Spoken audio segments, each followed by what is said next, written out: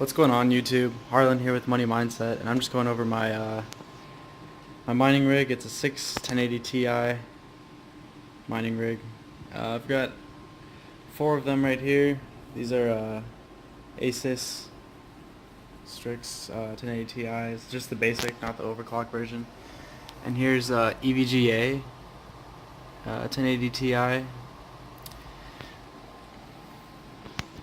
And right here I've got 2 Oris 1080 Ti's Extreme Edition. They're currently not running because, as you can tell, there is no CPU cooler right there. And the other one went down. I had a Corsair H100i V2 water cooler, and went down. The pump failed. I was playing PUBG, and I was losing frames, and I was like, what the heck is going on? And I finally figured out that it was a failure on the pump. But anyways, let's see, let's get this computer going real quick. Show the hash rate on this. Hash rate on just this computer right here. Alright. So as you see, I have nothing going on, just alright, so right here, let's see, sorry about that, 37, 38, 37, 37. They're about the same. They're all overclocked the same with MSI Afterburner. Let's see. I am currently mining Ethereum with these 1080 Ti's, all 6.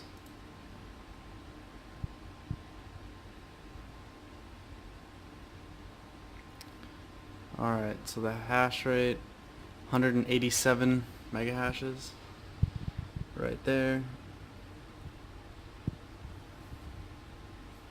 It's been pretty steady for a while. I had a couple drop-offs with internet issues right there, and I don't know what happens there. It went down a little bit, as you guys can see.